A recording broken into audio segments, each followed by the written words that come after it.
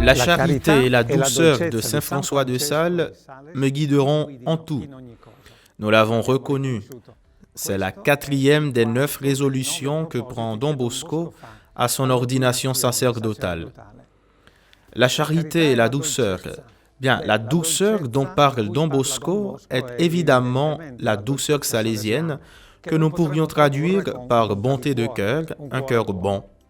Ce cœur bon, parce qu'il est bon, est donné et modelé par Dieu, et il fascine tellement Don Bosco que celui-ci le prendra et le transformera en bonté affectueuse salésienne, amorevolezza, qu'il place comme la pierre angulaire du système préventif. La douceur, ici dans le Chablais, trouve pour François de Sales un terrain de grande maturation, mais aussi de grande épreuve. Nous sommes près de Genève. À ma gauche se trouve une colline. Derrière la colline, il y a Genève, et nous sommes donc sur le lac Léman. Genève, qui était alors la Genève calviniste, la Genève protestante.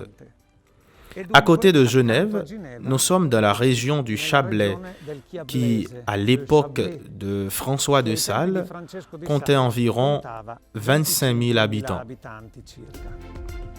Ici, François reste 4 ans, non pas de façon continue, mais substantiellement 4 ans au cours desquels, avec son cousin Louis, il poursuit sa mission de réévangélisation.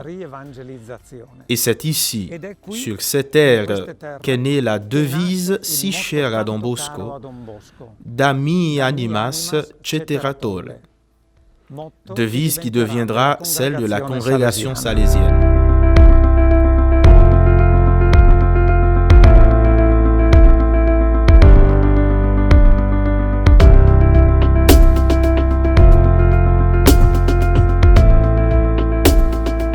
Le mur que vous voyez derrière moi fait partie des restes d'une forteresse, la forteresse des Allinges.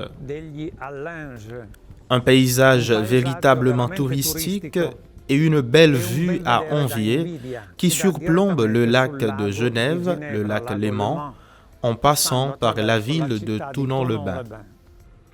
En 1594, précisément le 14 septembre, fête de l'exaltation de la Sainte Croix, François de Sales est prêtre depuis moins d'1 an et avec son cousin Louis, il gravit cette colline.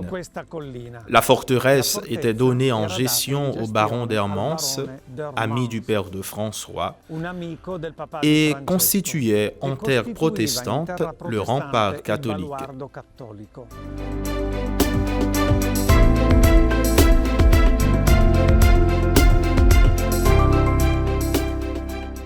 François de Sales a séjourné sur cette colline pendant 6 ou 7 mois, pendant l'hiver entre 1594 et 1595. Après avoir célébré la messe tôt le matin, il descendait tous les jours et remontait tous les soirs. Chaque matin, il descendait pour rencontrer les gens, prêcher, proposer, mais certainement aussi en prenant des risques, car il était combattu, calomnié et menacé de mort. Après 1 mois de présence en ce lieu, il écrira à son évêque. Les chefs meneurs de la ville ont confirmé à nouveau l'ordonnance publique spécifiant que personne ne doit assister à nos prédications catholiques. Ils apportent pour excuse le mauvais traitement qu'ils recevraient des Bernois et des Genevois s'il les voyait seulement nous approcher sans insulte à la bouche, ni des pierres à la main. Mais mon Seigneur, nous espérons avec patience. Speriamo con pazienza.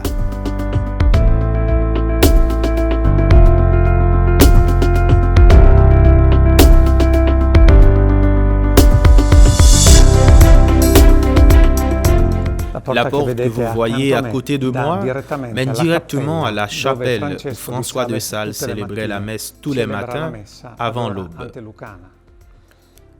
À la fin de la messe, il descendait en ville et remontait le soir, autant que possible en ne se risquant pas dans le noir et pour éviter le gel.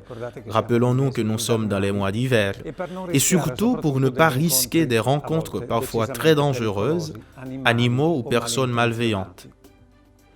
C'est un lieu très important, car l'Eucharistie est le centre et le cœur de sa journée. Un grand connaisseur de François de Sales, Étienne Lageny, dira ceci. C'est ici, dans l'Eucharistie, que François prépare son cœur à devenir missionnaire. C'est la seule façon d'expliquer pourquoi, en 4 ans, il obtiendra autant de conversions. Il convient de prendre quelques instants pour réfléchir à l'importance de l'Eucharistie dans la spiritualité de François, dans sa foi. La baronne de Chantal rapporte un témoignage sur sa manière de célébrer l'Eucharistie et sur la manière de vivre ce qu'il célébrait. Il était facile de voir comment il se tenait devant Dieu, dans le recueillement et une attention profonde. Ses yeux modestement abaissés. Son visage était tout recueilli avec une douceur, une sérénité si grande que ceux qui l'observaient attentivement en étaient frappés et poussés à la dévotion. En particulier, à la consécration, à la communion, on pouvait voir une candeur sur son visage, si paisible que les cœurs en étaient touchés. Ce divin sacrement était sa vraie vie et sa force, au point qu'il apparaissait comme un homme complètement transformé en Dieu.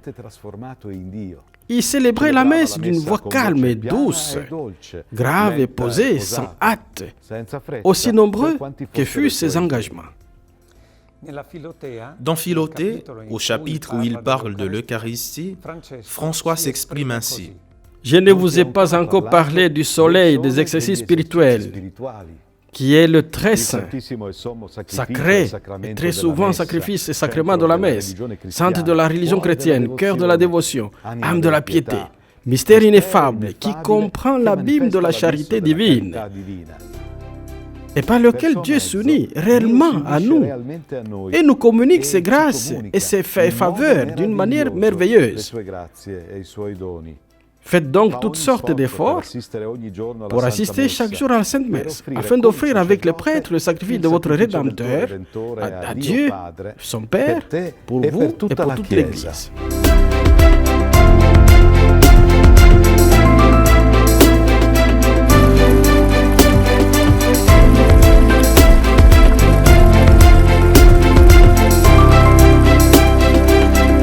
De la forteresse des Allinges, nous sommes descendus jusqu'à la ville de Thonon, aujourd'hui appelée Thonon-les-Bains, le premier et principal lieu d'évangélisation de François en terre de Chablais.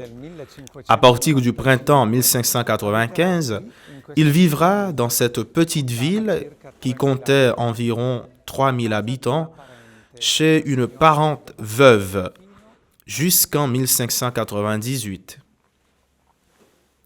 Et puis, il devra quitter la ville de Thonon pour cause de maladies, et maladies dues surtout à la fatigue, à l'épuisement, dirais-je.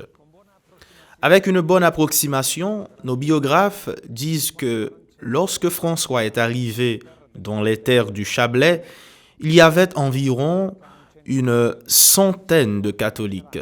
Lorsqu'il quittera ces terres, en 1598, il y aura près d'une centaine de protestants. Nous sommes ici, dans le lieu le plus significatif de cette évangélisation missionnaire, l'église de Saint-Hippolyte, qui était devenue temple protestant.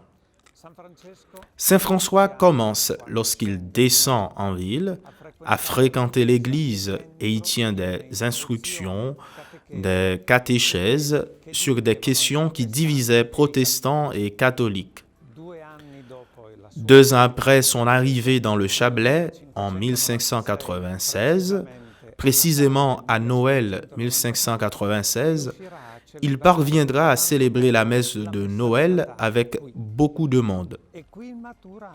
Et c'est ici également que mûrit la douceur salésienne, précisément dans la relation avec les réformés qu'il aborde et appelle frères ou enfants de l'Église en disposition. Une proximité résolument délicate pour ne pas les heurter, à commencer même par le vêtement qu'il portera. Mais surtout, il est lucide et rigoureux dans les arguments fondés sur la parole de Dieu et sur la théologie scolastique. Quelqu'un parmi les ecclésiastiques, voyant son attitude très respectueuse envers les protestants réformés, objectait: « Monseigneur, mais ce sont des apostats, perdus, indignes de votre attention. » Et lui répondait: « Hélas, n'y a-t-il donc que Dieu et moi à aimer ces pauvres pécheurs? Voulez-vous que j'oublie quelles sont mes brebis, que je refuse mes larmes à ceux pour qui Jésus-Christ a donné tout son sang? Éloignez-vous de moi, vous qui aimez la sévérité, car je ne veux rien avoir à faire avec vous. » Dans les premiers temps de sa mission, les résultats sont très médiocres et il peine énormément. Il décide alors de rendre visite à un ami qui habite Évian.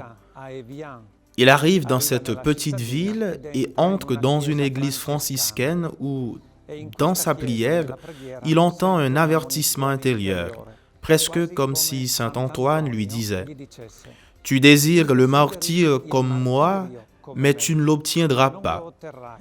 C'est toi-même qui seras l'instrument de ton martyre. » François comprend que cette phrase est dite précisément pour lui et l'allusion est évidente: adapter son caractère petit à petit, se convertir à la difficile mission dans le Chablais.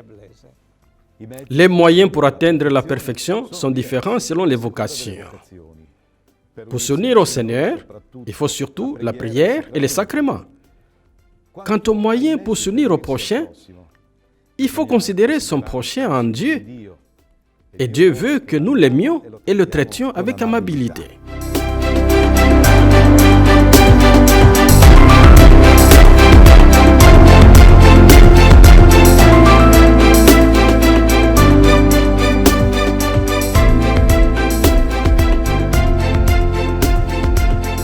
Sa démarche tendra toujours, mais surtout dans le Chablais, à aimer son prochain en Dieu et à exercer sa mission de pasteur et de guide.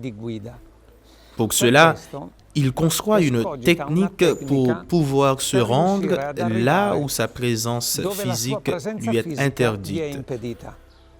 On connaît cette technique, c'est celle des tracts et des affichettes. Ces feuillets contenant de petites instructions ou des catéchèses, il les fait imprimer à Chambéry, puis les glisse sous les portes des maisons ou les affiche où il peut, même sur les murs.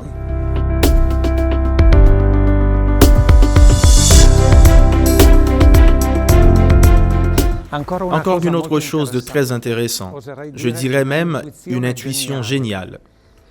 François aimerait établir ici un centre fort du catholicisme, juste à côté de cette église Saint-Hippolyte et de la basilique François de Sales, qui communique avec cette église. Il reste encore les vestiges de cette tentative. Ce ne sera qu'une tentative réalisée en partie. Mais François veut construire un centre qu'il aimerait appeler la Sainte Maison ou Hôtel des sciences et des arts.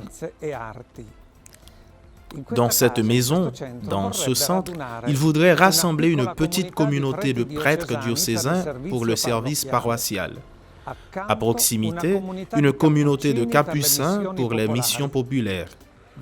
Il aimerait aussi un collège de jésuites pour une université catholique et une école des arts et métiers pour former à une profession, à l'artisanat.